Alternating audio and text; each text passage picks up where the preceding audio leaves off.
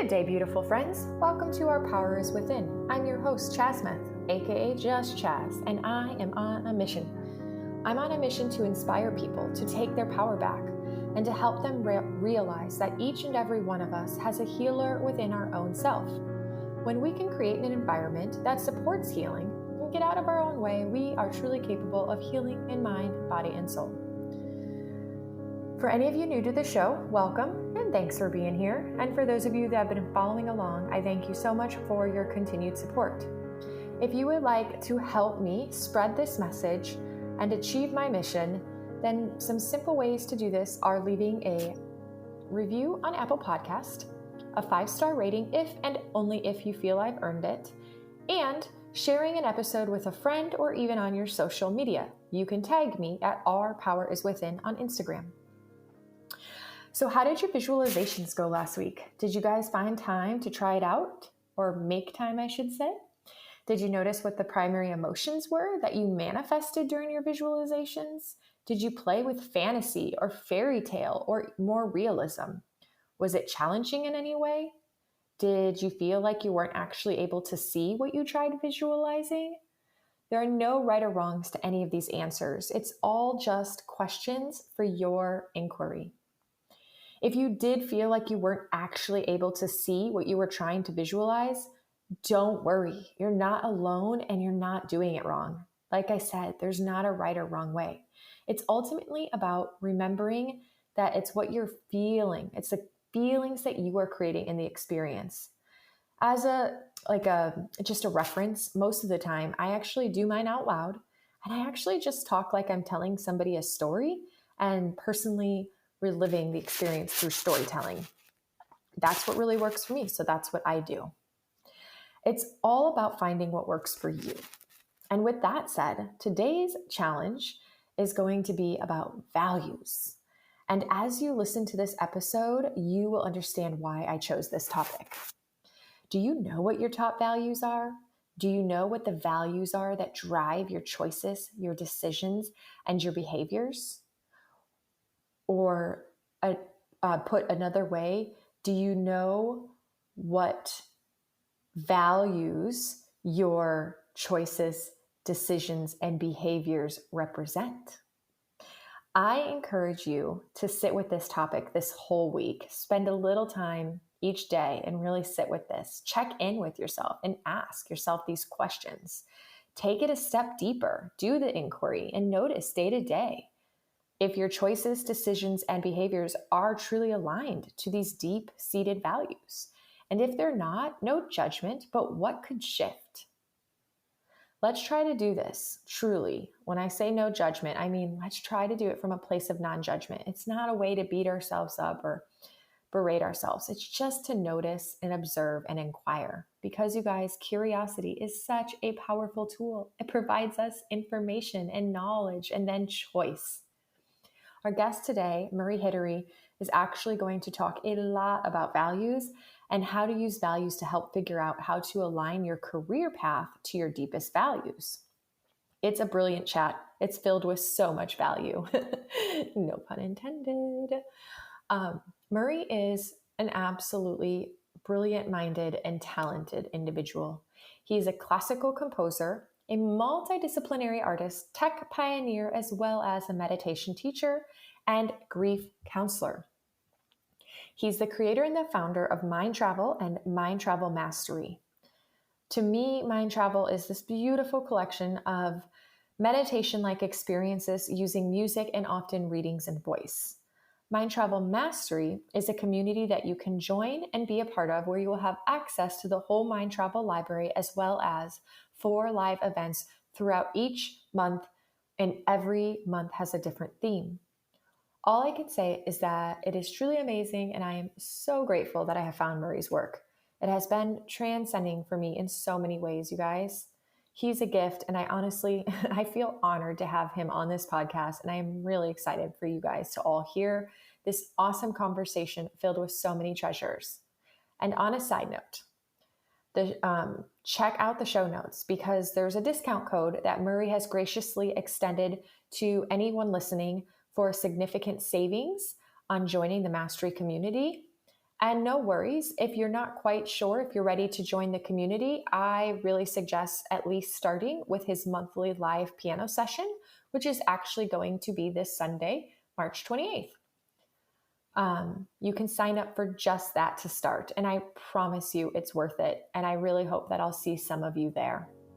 So let's go ahead and welcome Murray to the show.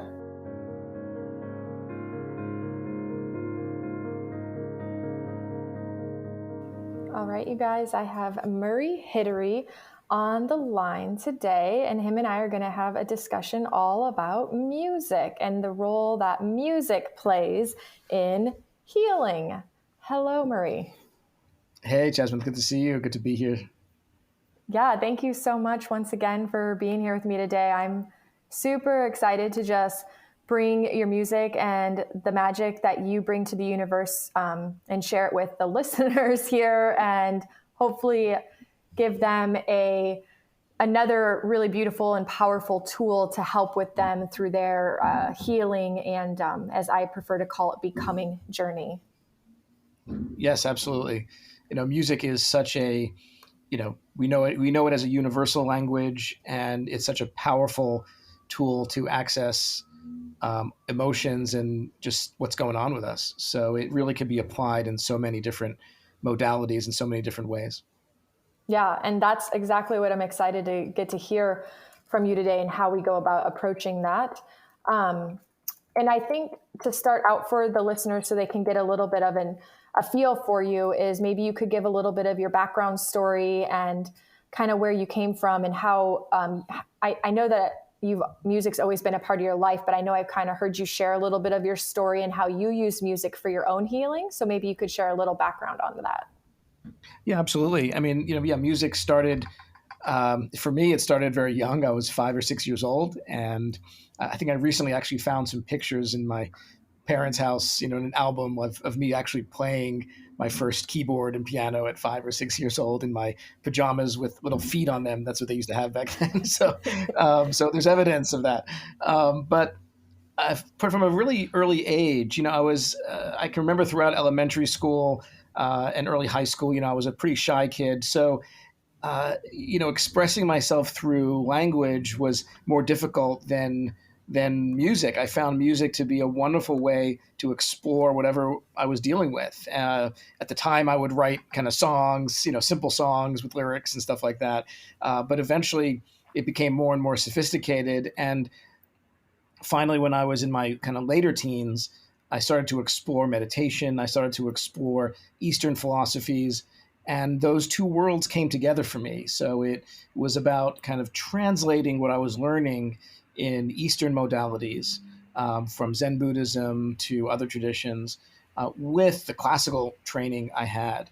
Eventually, I became a classical composer studying at New York University, and then taking on other musical traditions, as well as meditation traditions. So in some cases, for instance, I spent some time traveling in Japan, and there, the two are very closely intertwined, where the Japanese flute, the shakuhachi, which is the bamboo flute, it actually was used by the Zen Buddhist monks of the 17th, 18th, 19th centuries. They created and composed repertoire pieces specifically for meditation, telling you exactly, specifying exactly where to breathe, how to breathe while playing, which notes to play, etc. So I ended up studying that with two great masters, and that Eastern music started to influence my Western training as well. So, those two worlds really started to fuse, again, the meditation and the music, to really become this world that I was swimming in, both musically and spiritually. And eventually, throughout my 20s, I used music as a way to just kind of keep my own, personal balance in check. At the time in my 20s, I was an entrepreneur building kind of tech companies, when I finished with college. And, it's a stressful time, right? It's dealing with, all kinds of stuff each and every day, especially in the tech startup world. And I actually ended up having a piano in my office in New York, where I was living at the time, Wow. where I'm from. And I would play at the end of every day. It was a way for me to just kind of reset and just express when whatever stress was in there, just kind of let it out, improvising at the piano. And that started to become its own thing. And I would, do that, not only for myself, but for, kind of friends and folks. And that took on its own language, its own kind of ritual, if you will, of using music to express emotion and reset.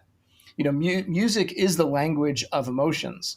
And a lot of times we don't really have the words for what we're dealing with, for what we're going through. And being able to express it, though, becomes, even more important if we don't have an easy way of verbalizing it or getting it out. And so, not everyone is going to therapy. Not everyone, even if they go to therapy, is able to, kind of describe and articulate what it is they're going through in life. So music becomes a powerful modality for that, where regardless of your ability to articulate and express yourself, you're nonetheless feeling it, and you're feeling it out of you. And eventually that became, that kind of came to a real moment of truth for me, kind of fast forwarding to when I was in my mid 30s, and I went through one of the most difficult life situations I've dealt with to date, I've ever dealt with, which was dealing with a very profound grief, the death of my little sister, who was 23 at the time. And, it came along suddenly, and along with a lot of trauma because of the accident. And I witnessed it, and I was there. So it was just a horrific situation, which was super loaded, both in terms of, of course, she was my sister, and just the grief of that, but also the trauma associated with what I dealt with in being there. So there was a lot to unpack, and so much of it was just unspeakable, was just impossible to describe. And so I turned to music. Music became this extremely powerful pathway to open my heart and to express that grief. And that's the ultimate healing. And grief is experienced not just emotionally but physically, somatically. It's experienced in the whole body. So you have healing going on so many different levels, right? You've got to address your physicality, you've got to address your emotions, your mental state, spiritual state. So music can actually speak across all those needs. And that really is what got me through it. And then that's when I decided to kind of shift my life from being an entrepreneur and building companies to doing my music full time. And that's, how we know each other, and what you see me out in the world doing through Mind Travel is bringing healing and moving people to greater purpose and connecting with their own self and source through music. I love it. Yeah. So you went to school for music, but then you ended up being an entrepreneur building businesses? I sure did. So when I started at NYU, I didn't know what I wanted to do with my life. I really didn't. I was like, I love music, but there's so many other things I'm curious about, right? I was 18. I started NYU, Chasmith, and I just hated it. I hated it. I hated university. I felt like a number, because remember, right, when you're a freshman, right, you're in huge lecture halls. Imagine a school like NYU with thousands and thousands and tens of thousands of students. I mean, it's just overwhelming. You're one of 200-300 people in a lecture hall. I didn't feel like there was any need for me to be there. I wanted to see the world. I wanted to get out. I came from a very insular, parochial kind of community, that very religious, Orthodox community. So it, in a sense, even though it was in New York, one of the greatest, most diverse cities in the world, it still felt, believe it or not, cut off from the rest of the world because of how I, grew up in this kind of enclosed community. And that, of course, has its benefits. There's a beauty in that kind of support of the community, but it also was very limiting, is how I felt about it certainly when you're 17, 18 years old, right? So I just felt like I needed to see the world. And after a semester at NYU, I actually packed a backpack and I bought a one-way ticket to the far side of the world. And I mean that literally. I looked at a globe. Remember those physical globes we used to have as kids? Like a physical round globe that I think I got from my bar mitzvah, okay? And I looked like, what is the furthest place from New York, from Brooklyn, New York, where I grew up? And it turns out it was somewhere in the South Pacific, okay? It was like Australia, New Zealand, like the South Pacific. And I was like, I am going there. That's the furthest place away. I'm going to go see the world. And I ended up traveling for about a year, completely improvised, unknown, no plans, by myself, most of it on a bicycle. I probably traveled over 10,000 miles on a bicycle in all of these countries, including Southeast Asia and other countries. It was just the most beautiful journey, and probably till today, one of the best years of my life. Finally, when I was, and I kid you not, I was in my tent in a rice paddy in the middle of Thailand somewhere, just pulled over to sleep because I was exhausted from riding my bicycle.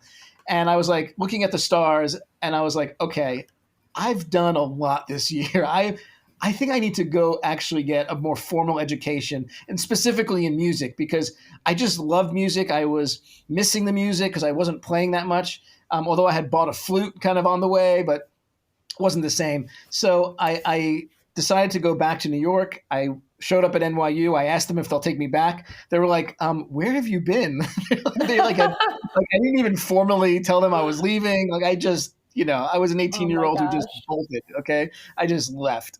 And they said, okay, well, that's a fascinating year you had. This is before we called it like a gap year, right? We didn't even have that term then, right? It was before that was really done. But they appreciated kind of what my sense of adventure, and they let me re-enroll. And then I just started taking everything and anything. I was studying, literature of James Joyce and Japanese poetry and philosophy and astronomy. And I mean, you name it, I took it, until finally they forced me to pick my major. And I said, okay, I want to be a music major. And then I studied classical composition. I had an incredible mentor, Paul Allen Levy, who I just did an interview with for the Mind Travel Mastery. So you'll probably hear that at some point. He's just absolutely brilliant. Him and his wife, both incredible musicians. And I ended up, graduating in, having studied classical composition and the piano. But then it was like, okay, how am I going to make any money doing this? Right? That is the next question. And so I tried teaching for about the first year. I taught kids, how to, music appreciation, piano. And I just realized it wasn't going to get me the life I wanted. I wanted to still see the world, and it wasn't going to get me there. I just couldn't make enough money doing that. So at that time, my older brother was super into computers. I mean, he used to go to computer camp, when I was, kind of playing with my friends. So he was really into computers.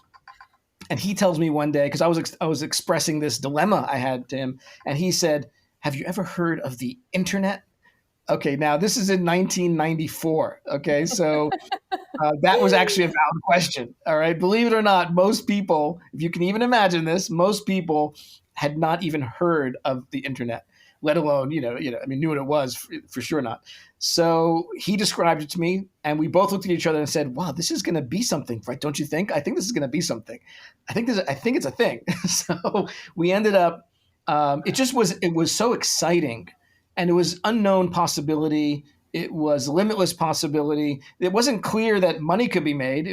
This is before Google, before Amazon, before eBay, before any of these companies. And we just were like, this is exciting. It was AOL times. It was AOL and CompuServe and Prodigy. And I mean, it was really early. Yahoo just started with an early, index of sites, and it was so early, and mostly text, no pictures, barely any, of course, no video. So, it was just a fun thing to try to do. And we just learned and became experts ourselves. We ended up building a company and taking that company public some years later, and building quite a nice company from that time in our 20s, and something I'm still very proud of. But I always kept the music going as I was telling you earlier, I literally had a piano in my office that I would play every day. And people always knew, like, where's Murray? Oh, he's in the piano room playing, he's playing piano. So, and, it was a way for me to keep, because for me, music was less about performance or entertaining others. It really became early on, from the time that I was describing, where it fused with kind of meditation and Eastern philosophy, it became my kind of pathway to understanding myself, to understanding the whole universe. Because I quickly saw that the whole universe was all vibration. Everything was a spectrum of vibration. Music is vibration. And so, what better language to use to explore the universe than the language of the universe, which is frequency, which is vibration? And I've now been on a lifelong quest, a lifelong journey to understand everything around me and everything within me using the language of the universe, which I believe is music. That's so beautiful. I love it. Yeah, that's how I ended up, in technology, and it's a beautiful field because, I was able to still create. It tapped into that innate curiosity and sense of creativity. People always ask me about, finding their purpose, and I do facilitate and help people do that. And sometimes it's not always the thing you think you're most passionate about. For me, certainly it was music that I was most passionate about. But it turned out that, okay, so for that period of time, for whatever reason, I felt like I couldn't make a substantial enough living from music at the time. Maybe that was true. Maybe that wasn't true. It doesn't matter because it was true for me at the time, right? So then the question is, well, what else can I do? Well, there's a lot of options. And it's not a binary situation where if I'm not doing music, then I'm doing something mindless and like that's going to beat my soul into the ground, and then I'm going to lead a life of quiet desperation after that, right? According to Thoreau, right? It's not like a binary choice in that sense, because it turns out that you can pursue another avenue of, career, vocation, whatever you want to call it, and still be in alignment with your purpose because you can align it with your core values. And that's what I discovered, was that it doesn't have to be music. Some people said, well, why don't you do something with technology and music? Well, no, it doesn't actually even have to be music at all, because the reason why music is so satisfying and fulfilling to me is because of the values that are associated with it, that I associate with it, right? Most importantly, the idea of connection. So to me, that's one of my core values. And music connects me with my greatest self, with my truest self, and it connects me with others, right? Through the music, I connect with others, and I connect with the whole universe through music. So it's an ultimate expression of that value of connection for me. Now, if I can express the value of connection in some other way, the question is, would I find fulfillment in that? Well, I think the answer is yes, right? If I can express the value of connection outside of music, some other way, would I feel some fulfillment? Turns out the answer is yes to that, because the value is what's driving everything. And so through technology, through the internet, my brother and I built companies whose value was connecting others. In one case, we connected companies with people looking for jobs, specifically technology jobs. Until today, it's the largest site that does that, right? So we were facilitating connection. So, and other companies did it in different ways. So I was feeling great about life because, I'm facilitating connection. And it had nothing to do with music at all.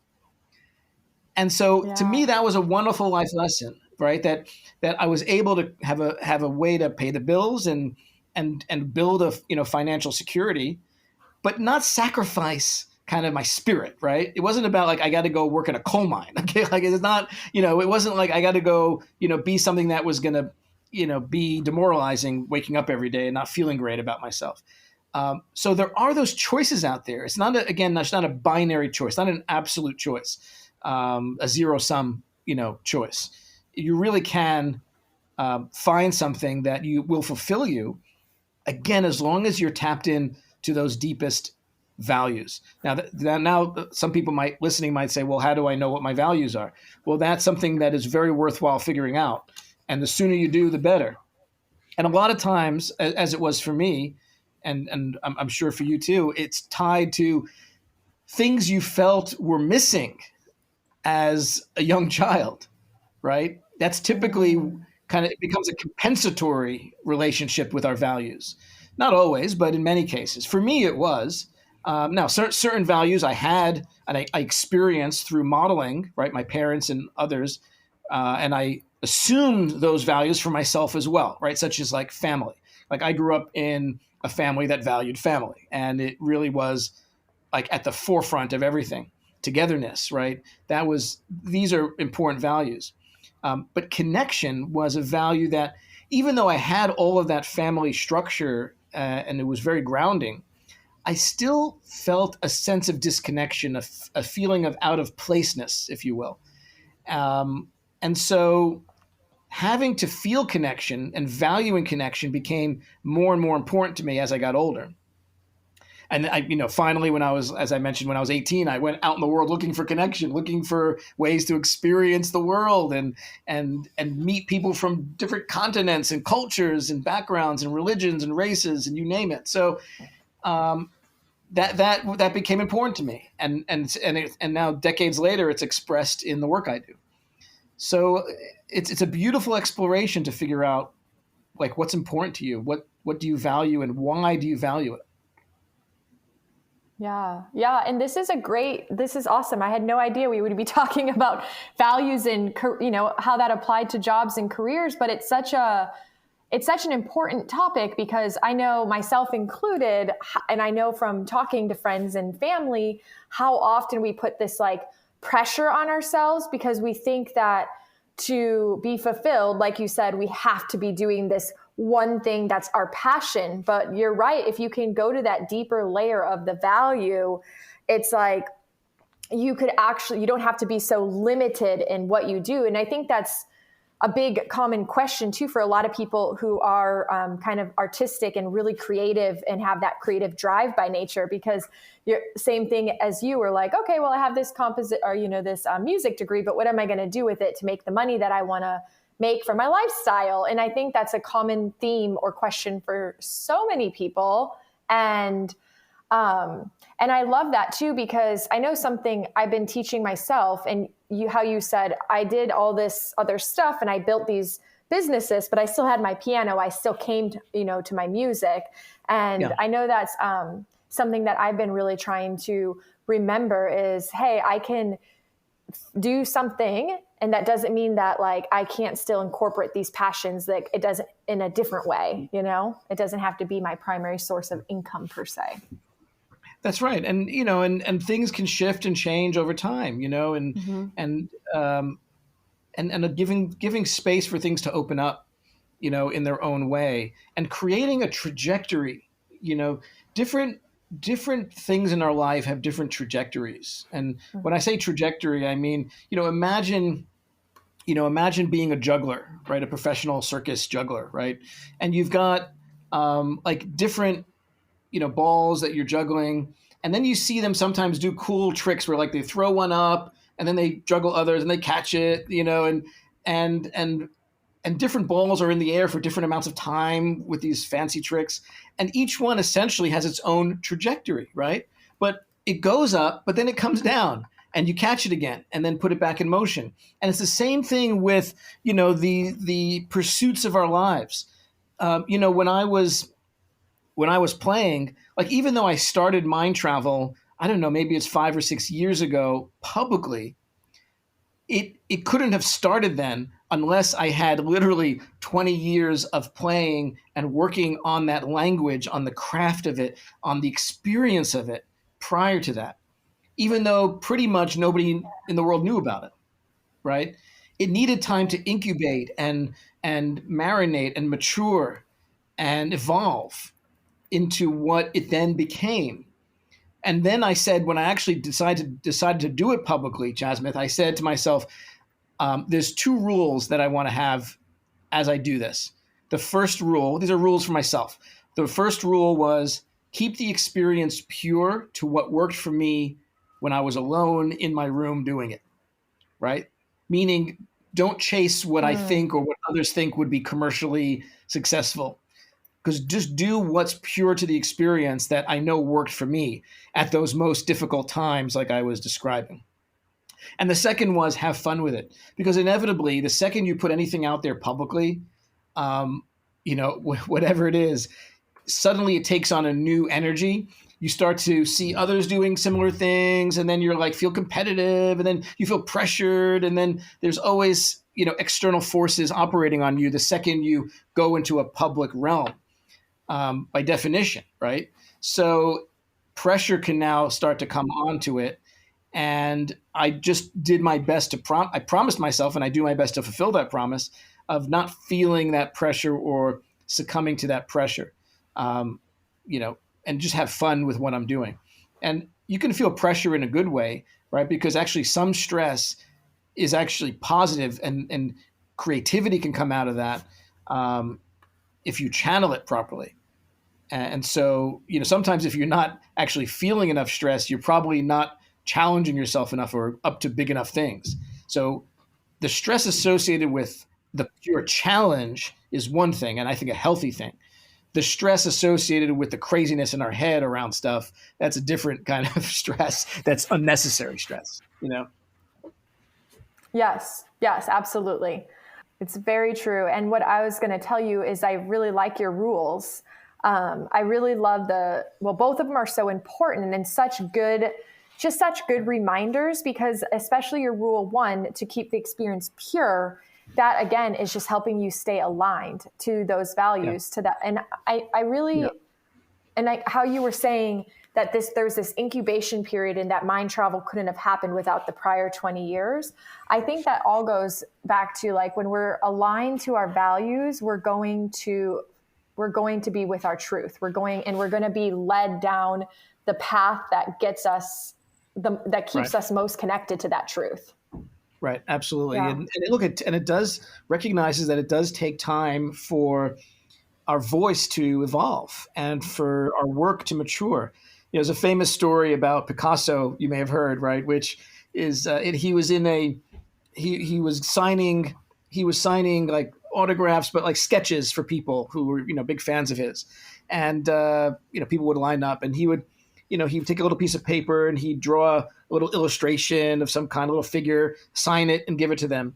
And this one person took it, just saw this kind of little scribble. It took him, half a minute or a minute to do, and was like, this is all you do? Just took you a minute. He goes, yeah, it took me a minute, and it took me 40 years to make that one little scribble. So it's the evolution of the work that's most important, and giving it the proper time is necessary. Absolutely. Yeah. So good. Okay. I want to pick your brain a little bit about music. Go figure.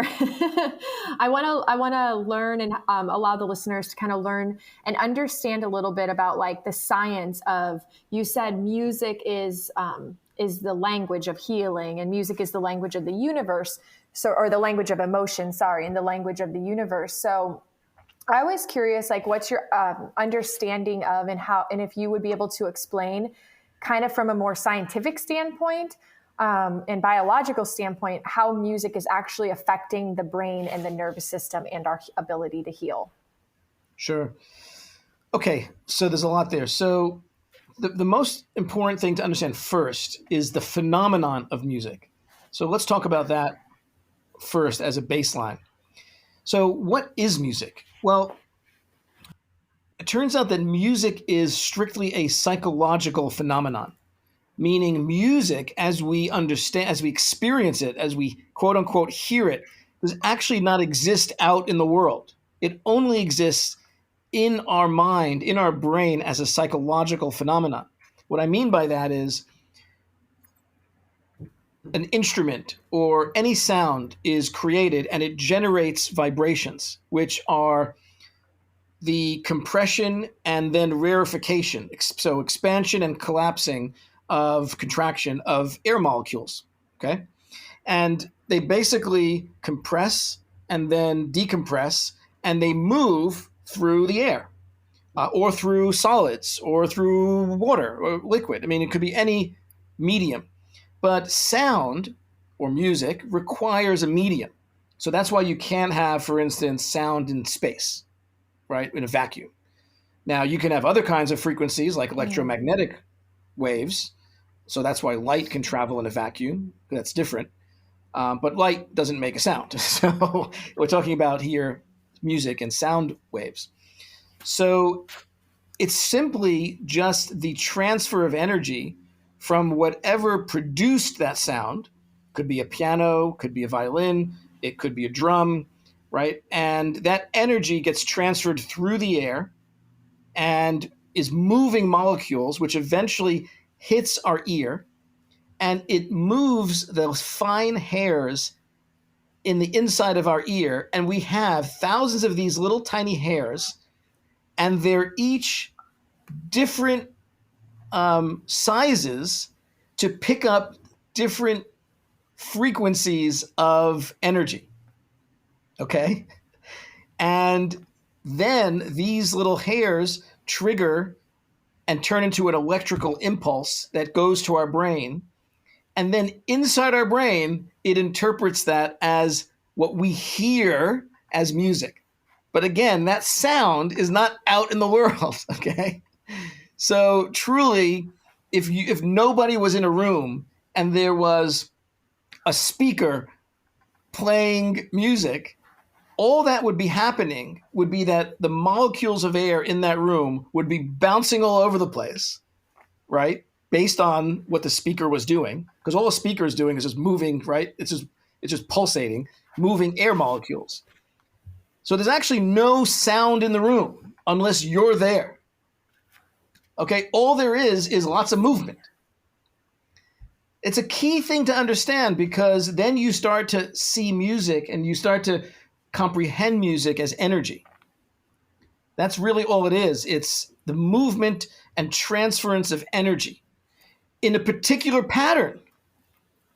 And musicians, composers, right, from Bach, Mozart, Beethoven till today, composers manipulate that energy, the production of that energy, the manufacturing of that energy to a certain ends, right, which is an emotional response.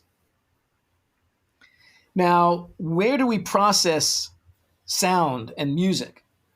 Well, it turns out we've got two parallel pathways. One is more primal and to our kind of early evolution brain, and the other is our more modern auditory cortex. Now, the primal one, where it processes it is actually right next to where it processes movement and motion, like walking, like moving your body. And that's a key thing to understand, because sound, hearing, our sense of hearing is one of the first senses, if not the first, scientists believe, to develop in the womb. So before a fetus can do anything else, it can hear. Okay, it comes before seeing, and it comes before all the other senses. So, like in utero, we believe the fetus can hear and is influenced by sounds, right? And people even do that. They actually will play music for, the baby in the womb, and they'll, talk to it and whatever. And certainly once outside the womb, that is really what we take in the most. Now, it's also the sense that doesn't go to sleep. So it doesn't stop throughout the day, 24 hours a day. Now, what I mean by that is when you go to sleep, what do? You close your eyes. So you're certainly not seeing, right? You have visions in your brain, but you're not actually seeing with your eyes, right? They're actually closed. And you're not tasting, that's kind of shut off, and, et cetera. But your hearing is purposefully left on because it's critical for your survival. Let's say there's a fire alarm in the middle of the night. You got to wake up. Now think back thousands of years. What if there was a predator that was coming through the forest to get you. If you were sleeping, you needed a way to hear that, wake up, and move, right? Fight or flight. So that's why, number one, it's always on. And number two, it's connected with our movement centers. And so that's why music and dance are so correlated. Okay? There's a reason for that. Because the two are so interwoven in our brain, in the network. And we almost can't help but start moving the second we hear music. Like, we just can't help it. If you just watch anyone listening to music, there's going to be some movement there at some point. So the two are closely tied together originally for a survival reason, and then that translated into emotional expression. But our emotions also only exist for our survival, because unless we have a feeling which is embodied, right? What are emotions? Emotions are feelings that we experience in our whole body, right? So we don't usually have an emotion that is only in our brain. Fear, you might think something, but then your body contracts. You go here, you run, you move, you have some somatic sensation. If you feel contempt for someone, right, your face will contort. You'll look a certain way. If you're sad, your body will carry that. I mean, our emotions are physical as well as, right, mental. So music is experienced both as a mental construct. As I said, it's not out there in the world. There's only moving molecules out in the world, and they don't make a noise unless there's something to interpret that energy movement. So it's a powerful way to now see the whole world around you. And it's true for a honking horn as well, or, you know, whether it's a honking horn or whether it's Yo-Yo Ma playing the cello. That doesn't matter. It's the same phenomenon. And they both elicit emotional responses, right? They're just different. You know, the horn honking causes stress and anxiety and makes you, want to scream at the person, right? And Yo-Yo Ma chills you out. You know what I mean? But they're both, doesn't matter. They're both eliciting an emotional response, right? And a physical response. Okay, that's really complex. I never, like, all that is so new to me. I had absolutely no idea how, from like a human perspective and just normal being a part of life, I understand that when there's music, we move and all that, but I didn't understand the biological or like the brain connection on that deep of a level. It reminds me of that expression. Have you ever, I know you've heard it. If like the question people always joke and they say, oh, if a tree falls in a forest, but no one was there to hear it, did it actually make noise? Right. That's actually true. Right. What is the sound of a tree falling in the forest? And I mean, the Zen, it's a kind of a Zen saying, a Zen koan in a way, right? And the sound of a tree falling in the forest, what sound does it make? It makes the sound of a tree falling in the forest. That's the sound it makes. Now, it depends who's there to hear it, right?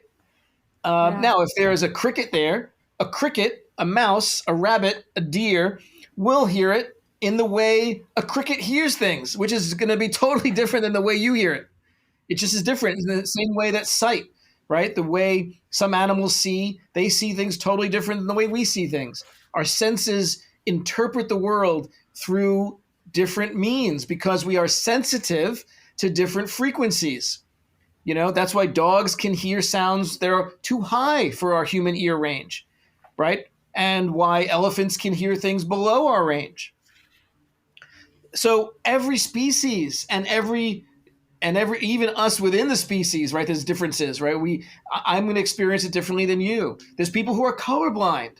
And they look at the world. They don't even know that there's this thing called color. If you explain it to them, they will look at you like you're crazy. They don't understand what you're talking about.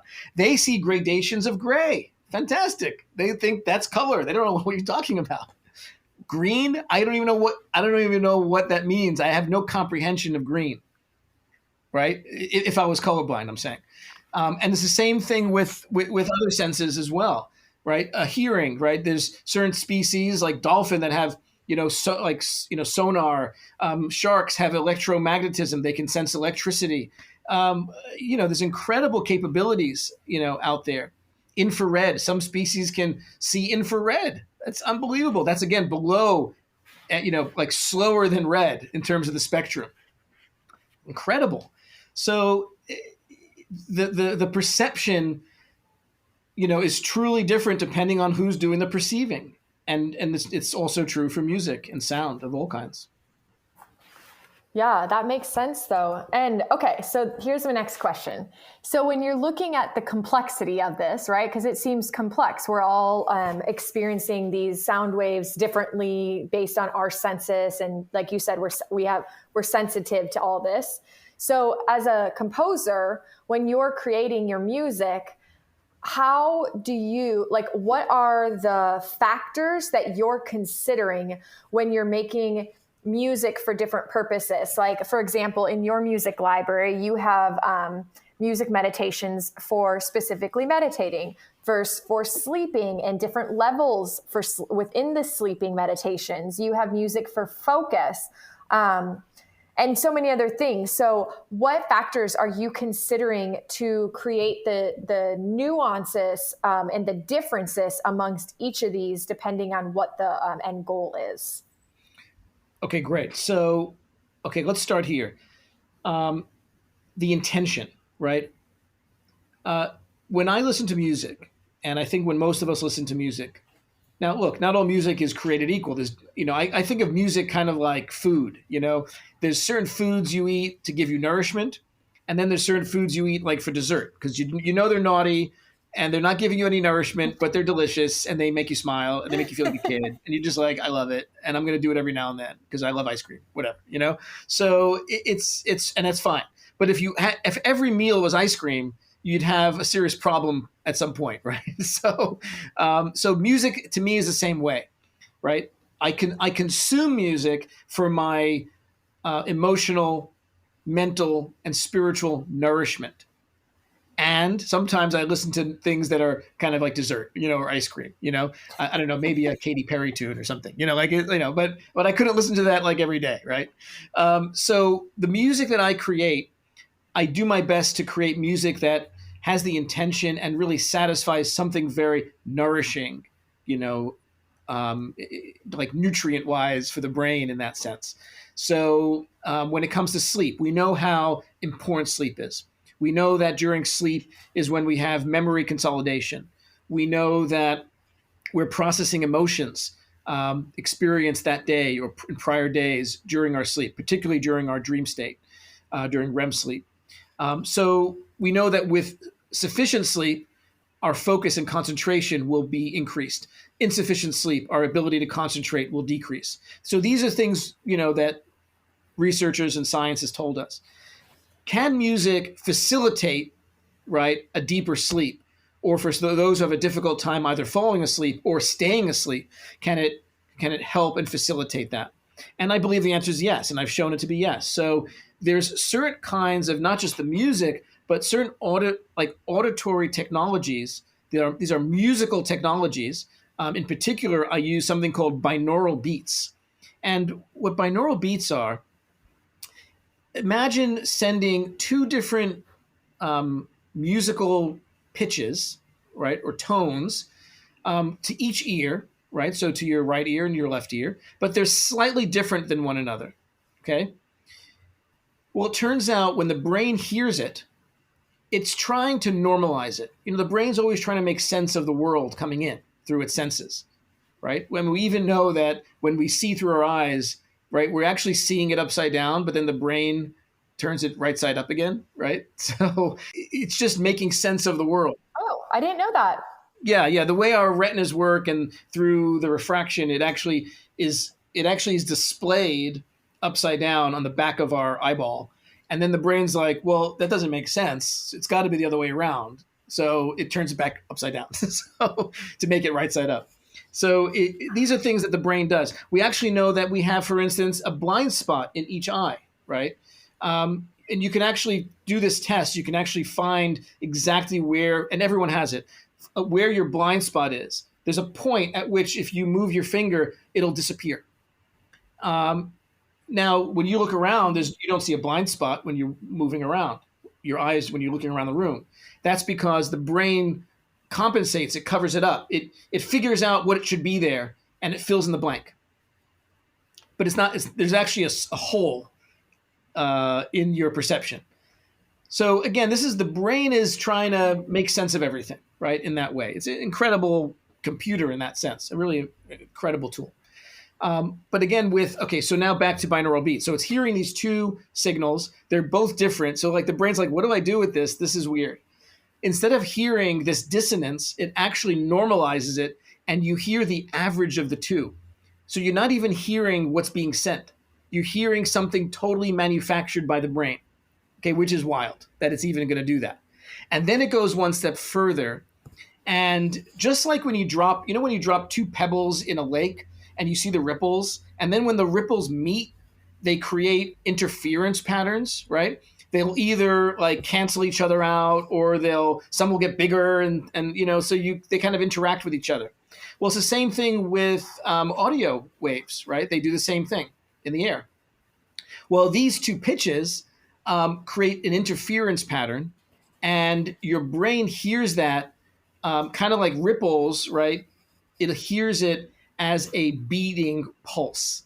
So it'll be like bum, bum, bum, bum, bum, bum, bum. Even though I'm sending you a straight pulse, a continuous pulse of just bum, but now it's hearing it as a beat, bum, bum, bum, bum, bum. And I could send you pitches that simulate a different speed beat. And why would I do that? Because we have brain waves, right? We all have electricity in our brains, and they emit low energy brainwave states.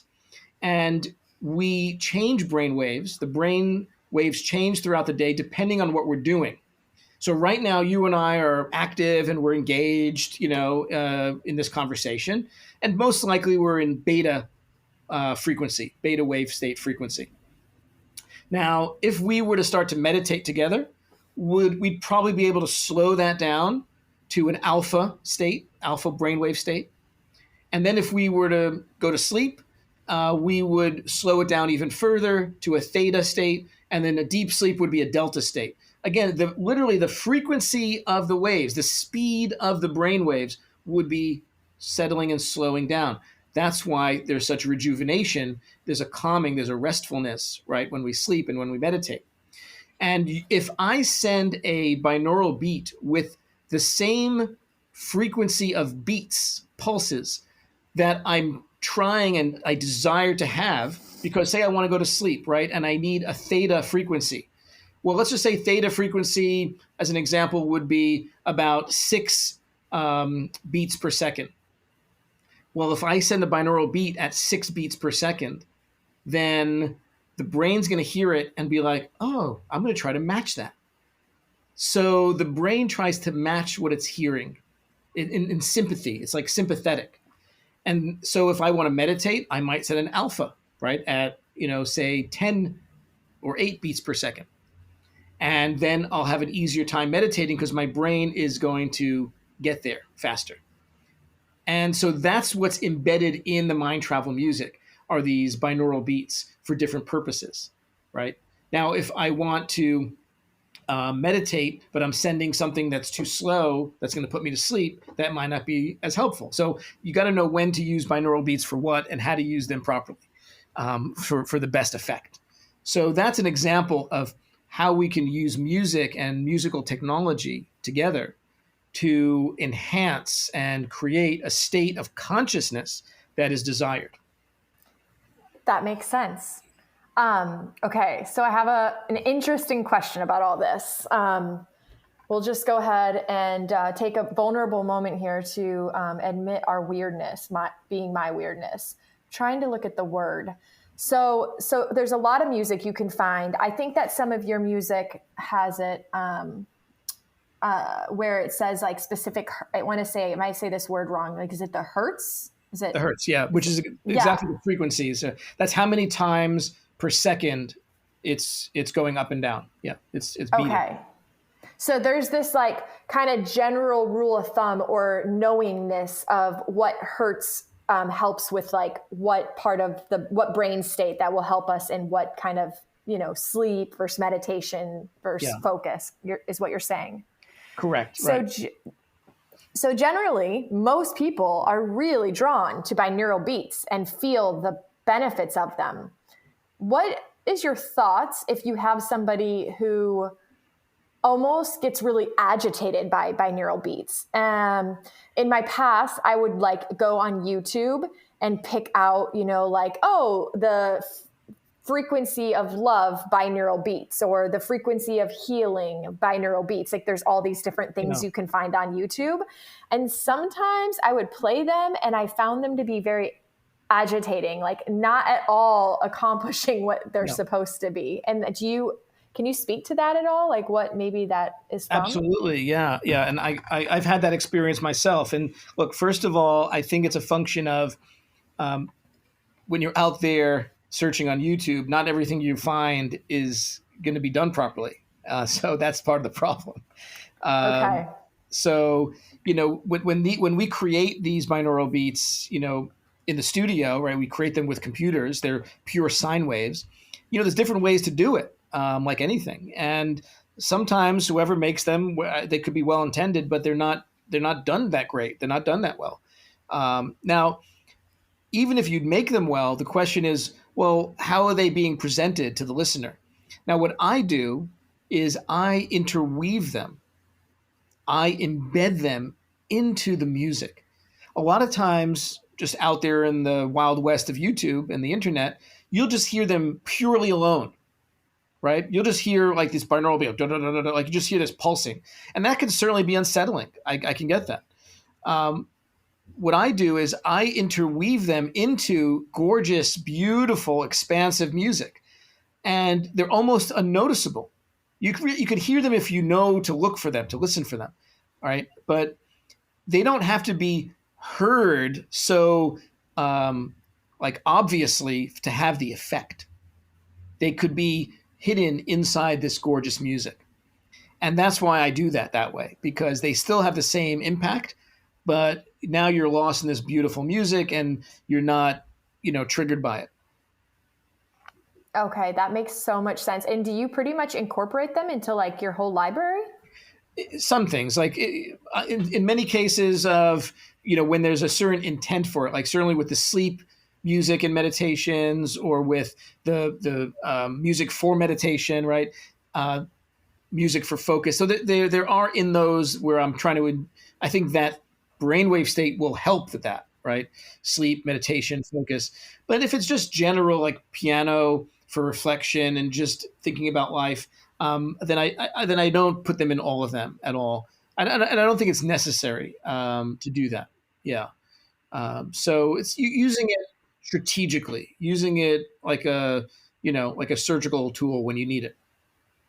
That makes sense. And that would make sense then why I find all the music I listen to in your library so soothing, but then I've played, like I said, in my past. I think you're right. I think it's when it's like pure binaural beats that I'm like, this is weird. Yeah.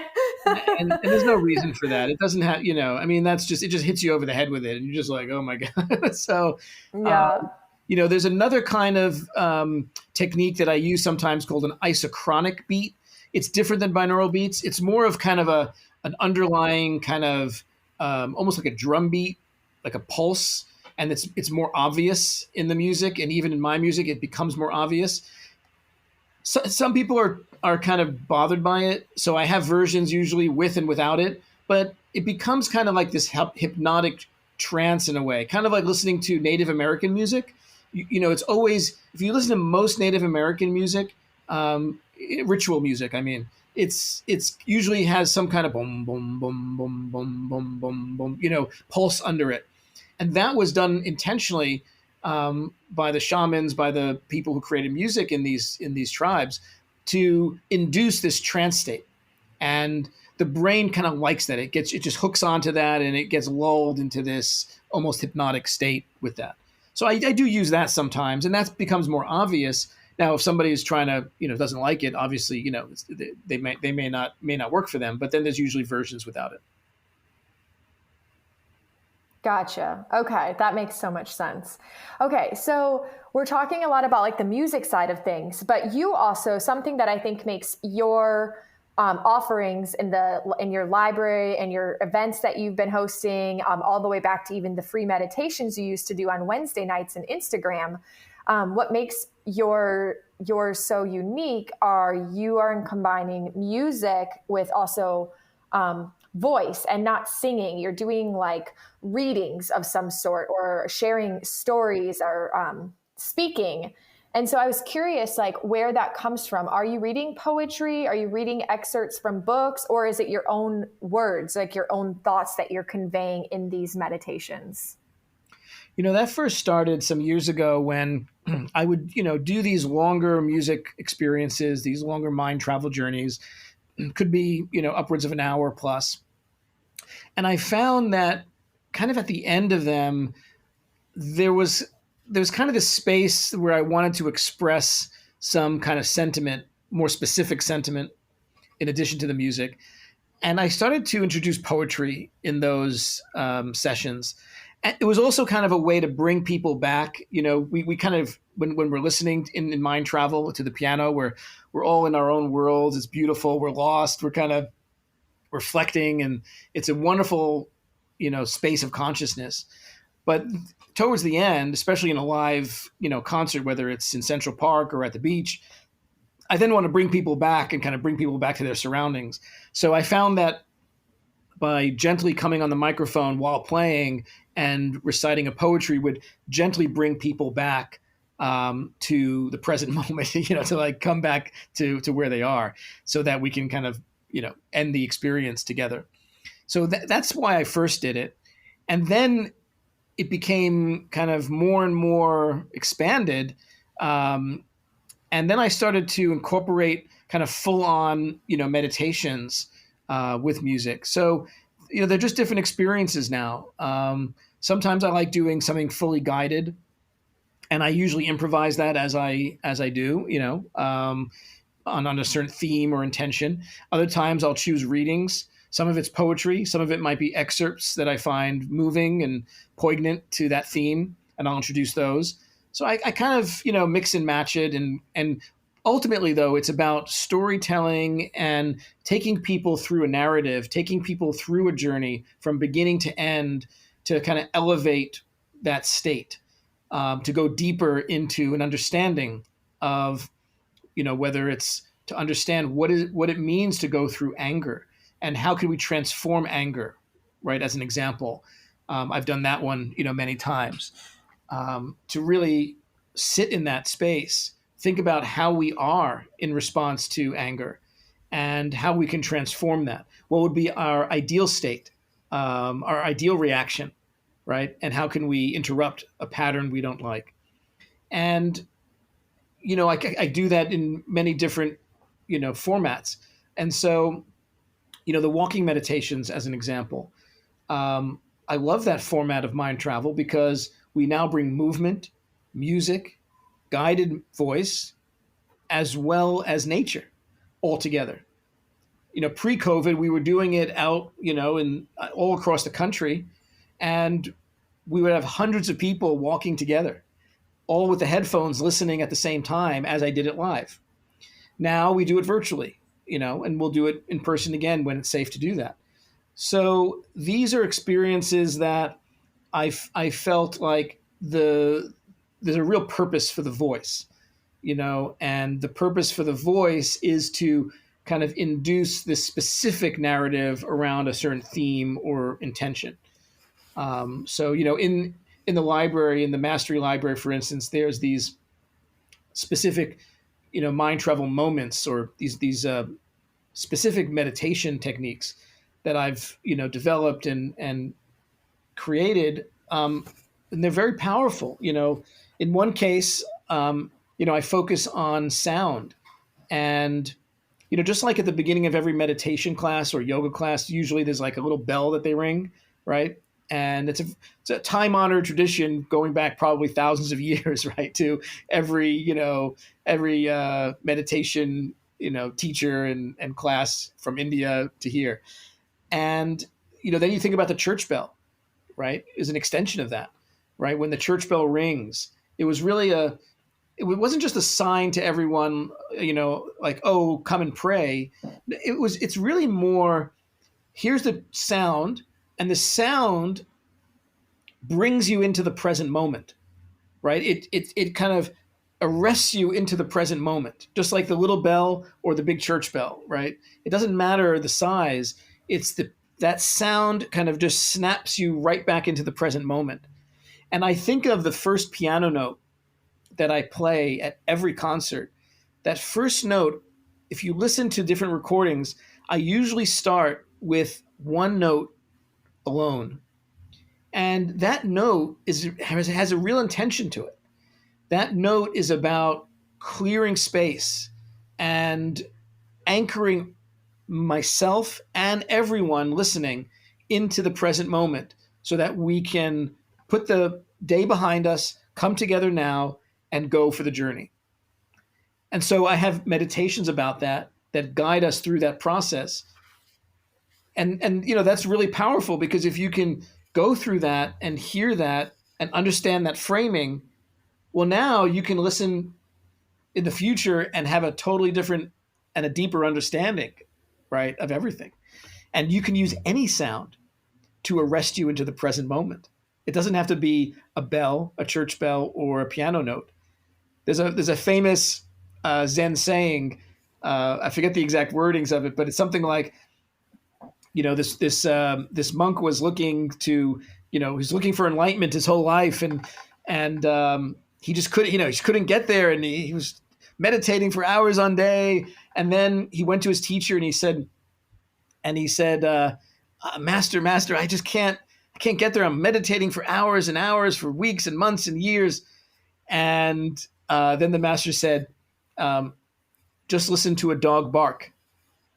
And it was even the sound of a dog barking. You'd think it'd be so annoying, but to the Zen master, the dog barking just produced an enlightening moment to be present fully. So it could be any kind of sound. It doesn't have to be something beautiful.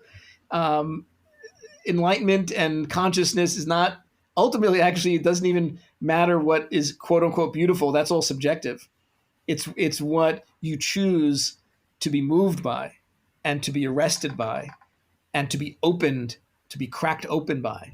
And it could be a dog barking. It could be the backing up of a truck outside your, garbage truck outside your bedroom window. It could be the sound of a songbird. They're all equal in the eyes of the universe. That makes so much sense. That's so awesome. That's a great perspective. It's funny, as a side note, it's funny that you're saying all this, because this morning it's gorgeous. You're in California too. I'm in Northern. Gorgeous day today, like summertime. I'm outside laying in my grass, and I'm not kidding. I hear this noise, and I thought it was all these birds chirping. It was so soothing. I thought, oh, there must be a nest in my neighbor's, like somewhere by my neighbor's house. And then all of a sudden my dryer turned off, and the chirping stopped. It was my dryer squeaking, but I was in such a zone, and so just like peaceful and happy, that I literally was sitting there thinking, oh, listen to these birds chirp. By the way, there's a brilliant like haiku poem you could write about that. Like, birds chirping outside my window. The clothes are done.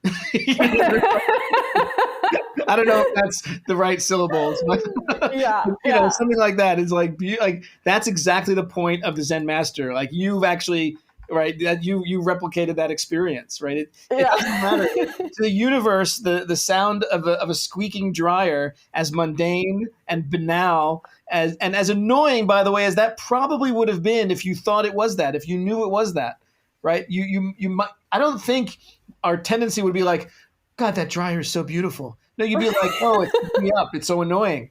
See, it's all context, right? And we don't allow ourselves to see the beauty in the most mundane, banal things. And that's the opportunity, that's the opportunity. And if we can open up to that and start to see beauty in everything, then it's just such a richer life experience. And that's what I aspire to all the time. When I go for my walks, and I it's easy to look at the things that are obviously beautiful to us, but can we look at the things that maybe aren't as obvious and still see the same beauty in them? Yeah, that's the goal, right? That's the goal. Um, yeah, it was a pretty proud moment this morning. I was like, That's wow, good awesome. job, Chaz. Like, you would not have felt that way 2 years ago. Well done. That's a beautiful story. I love that story.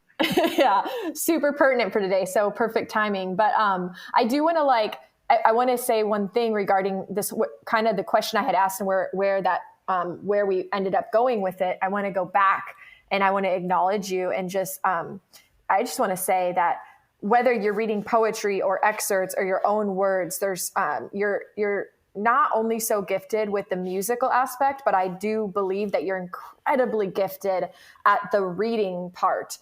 That's what really pulled me in. It was the magic of the two. It was your words. And it's not just the words you share. You have a really specific way of sharing them. It's like, the perfect sentence to repeat and when to repeat it and at what rate or speed to speak it. And yeah, so I just think you're very talented in that regard. And I know that's what really pulled me into your work. Thank you so much. I think recently I think I was using a David Whyte poem, one of the poets I just adore. And, I equally, I'm not performing this stuff. Like I'm not on there to perform it. Like I am feeling it myself deeply. And I've moved myself to tears, like beautiful tears, many times in these live sessions. And it catches me. I'm like, I get fully arrested by it. And I'm like it takes my breath away as I'm doing it, and then I try to get myself out of the way as much as I can so I can just be in pure connection with a combination of the words, the intention of the words, and the music. And, in that case, 1 and 1 is not 2, it's, 12, right? It's just, it becomes so transportive to this other realm of consciousness. And that's what I'm trying to achieve, both for myself. And if I can achieve it for myself, I think I have a shot of achieving it for others. Yeah, well, that totally makes sense to me, because if you're allowing yourself to also really be with that experience and being vulnerable to allow whatever emotions are moving through you at that time, it's setting up a tone then to connect more with everyone who's listening, so that because you're having this very real human moment with it, and that expression and that movement of your emotion is going to be felt by the people who are participating. Yeah, thank you for getting that. And I received a couple of other notes recently from other members of the mastery community along the same lines of the sentiment, who have only just been discovering, right, because they're new to the community and they're just discovering some of these recordings. And I've really put my heart and soul into them in that sense of really trying to create something special and really, in a very short time, move people to a different place, to a different space of consciousness. And so I'm glad it's landing in the way that it's intended. Yeah, absolutely. For sure. Yeah. And I appreciate it. So I think that's a good note to kind of transition and let you talk about what mind travel mastery is, and what kind of events that we're talking about right now for anyone who's listening, so they know what's going on in there. Well, I always wanted to do something more virtual and more online, but with, the pace and the schedule of my in-person touring prior to COVID, I just never made the time to create it. Then when everything came to a screeching halt about a year ago, my touring stopped. I was doing a tour of 70 cities last year. That's 70. So it was intense. And I was about 10 cities in when last March, everything had to be canceled after that. So I came back to Los Angeles and, we started to do some virtual events. But then with the newfound time and space that I had, I started to really think about a new kind of experience that would, allow us to come together in a more powerful and engaging way. And what came out of that inquiry was what we call now mind travel mastery. See, for me, it was about how can I communicate and also be simultaneously like on the journey, which I'm always on the journey of trying to figure out how to lead a life of excellence, how to like just lead the best life that I possibly can. And if I'm doing that work, if I'm doing that research, if I'm, in that inquiry for myself, well, if I'm going to do the work, I might as well share it with people, right? Like, I'm spending hours and hours and hours on this stuff. I'm going to share it with people, and it's, and hopefully they find it valuable. But I found that just sharing knowledge with people is not the most effective way to create everlasting change or transformation in them. It's true for myself as well. Like I could read something a dozen times. Doesn't mean I'm going to embody it and I'm going to do it in my life. So it has to happen in the living of life, in the doing of life. You got to put it in practice. And so that's where the mind travel experiences came in, because what are mind travel experiences? Well, they are embodied experiences in life. They're not reading something. They're not just listening to a lecture, right? So for instance, we have the walking meditations. Well, you're moving and there's guidance while you're moving and you're listening to music, you're in nature. It's fully immersive. And so if you hear a wisdom teaching, something that resonates with you while you're doing this, there's a way that you're feeling it and embodying it and getting it in such a deeper way. And because you're the space and the time to explore it are right before you, are happening in that moment. So that's one example, the walking meditations. And so we do one of those each month, each one with a different theme. Then there's more seated meditation, but again with music. And like you were saying before, I do certain readings. I read excerpts from some of the finest teachings that I curate. And I add my own, synthesis into that. So in any given month, right, we'll have a different theme each month, but I might read, 8 different books that month on that theme. I'll, synthesize tons of knowledge. I'll incorporate my own experience, and then I will kind of bake all those ingredients into these experiences. So we have the meditation with reading and guided voice. We then have the walking meditation. We then do an actual community Q&A where, hey, you know what? After these experiences and implementing it in your life, there's usually a conversation to be had. Like, hey, I'm hitting up against the wall here with this person or this situation in life. I want to talk it through with like-minded people. So it allows us to come together in intimate conversation. This month we've been talking about love, in February. And, in the Q&A last week, people were, being very intimate, talking about their situations. We looked at what are our languages of love? How do we like to express and receive love? And each one of us is different in that regard. So it's not just about knowing it, it's about putting it into practice. Like, okay, I know that I am someone that appreciates acts of service or words of affirmation from somebody. Well, let me now start to do that in my life and actually implement that. And I actually have done more of that this particular month because I'm teaching it. I'm so aware of it. I'm helping facilitate that. So, that's an example. And then we close each month with an actual mind travel live piano concert.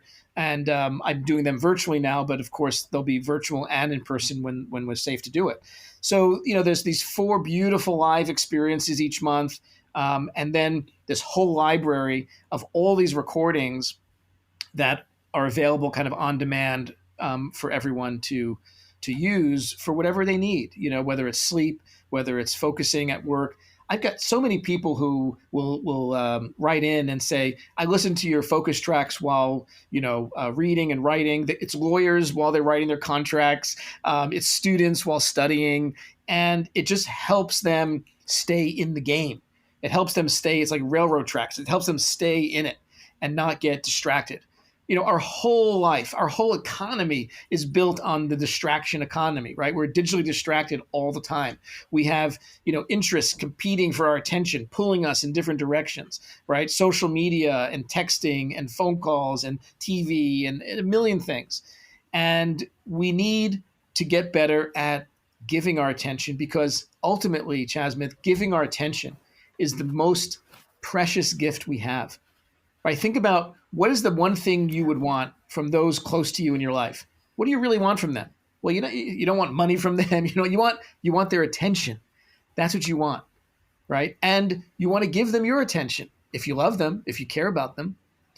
So that's what this is all about, is moving the distractions away, getting the stuff that's not important in our lives out of it, so that we can live a life of excellence where we're bringing our pure attention in its greatest form to each and every moment, to each and everything that we do, to each and every interaction. And, of course, we stumble along the way, but that's why we're here to support each other through that. And, we learn as we go. But that's the intention, of it. And then that's why I created this community. And we just started it some months ago, and it's incredible how rich it's becoming. And I'm just loving creating this content and putting it out there in these innovative ways that no one else is doing, So it's really fun to do. And it's great to hear, like you shared, how it's resonating and how it's landing. Yeah, absolutely. I love it. And do you want to tell everyone listening what the community, how they can find it? I'll put it all in the show notes too, but how they can connect with you and get more information. Yeah, the easiest way is to go to www.mindtravel.com. And you can read about Mastery and generally about the work we do. Because in addition to all the work we do online and in concerts, we have a foundation, the Mind Travel Foundation, which then brings this work to underserved communities, right? Not everyone can afford, when we're doing in-person concerts, to actually come there and buy a ticket. So we actually bring the music to them. I've brought this music and these experiences to senior homes and to inner city kids and to all kinds of programs. And it's just so well received and so important because, again, music heals, as we talked about. And, you'd be surprised. It's not, it's anyone and everyone. I mean, it's incredible, the resonance it has. It's just beautiful when you see it happen firsthand. Yeah, absolutely. And I think that music not only heals, but it connects. Like, I can't think of, endless and countless and unlimited times that I could possibly think of that I not only, you connect with and make friends based on music, or you have memories because of music that elicits a memory of an old, friend or an old experience, an old situation. It's just endless. Absolutely. How much music connects us. So that's awesome. And I will definitely leave, like I said, I'll leave links in the show notes for that. And regarding your focus, I don't think it's the focus one, but I definitely, every morning when I journal, I listen to In the Knowing or In the Feeling. Oh, great. Yeah. And it kind of elicits, like, what am I writing about today? So exactly. Really, really powerful. Okay. So I want to ask one more question, if you don't mind, which is, as a last question, just like your last words to anyone listening, if you have like a piece of advice or wisdom, or just what would be the final thoughts, words, or wisdom that you would share with anybody? Well, the most important thing to me when I wake up every day is that what happens that day and any day forward is my choice. Is really, I have to take ownership of it. And so to the extent that I take ownership of the circumstances of my life, then with that empowerment, I really can move forward really powerfully. And I can start to move my life and those circumstances in different directions. If I'm just at the whim of it, if I'm just kind of at the receiving end of, the tough stuff of life, it really is disempowering. So, when I listen to this music, there's a vulnerability in the music, and that vulnerability allows me to gain that inspiration to take that responsibility, that accountability, that ownership of my life. And then I can move forward. Once I'm aware of it, I accept it, and then I can actually take those actions to move forward. Our mindset, and that's from the moment we wake up, to the moment we go to sleep, our mindset is everything. So the more that you can invest in your mindset, then the greater the quality of life for you will be, because it's directly correlated. And so mind travel is about improving mindset. It's about clearing away the cobwebs. It's about putting all the crap aside and realizing what's important and where we're wasting energy and where we're, going into these thought loops that are not helping, and what's real. And so we connect emotionally, we express emotionally, and we purify our mindset through music so that we're not so distracted by, all the dark places our minds can go and tend to go. And we can see it for what it is and put it aside and move forward, right? Positively and with real effectiveness to achieve what we want. Beautiful. Thank you for sharing that. Yeah. And thanks for being here. And thank you for just sharing all the wisdom that you've shared with us today. I know I've learned a lot, so I'm sure everyone listening is going to learn a lot also. My pleasure. My absolute pleasure. I could talk about this all day, as I often do. Well, I just wanted to say thank you again for your time. Thank you. I'll see you soon. You might have noticed that the music was different today in the intro. That is because I actually used a track from one of Murray's live piano sessions. So don't forget to sign up for this Sunday's live piano experience, Sunday, March 28th. You can click the link in the show notes to go to the website and sign up for that experience, and I hope to see you there. I hope that today's episode blew your mind as much as it did mine. And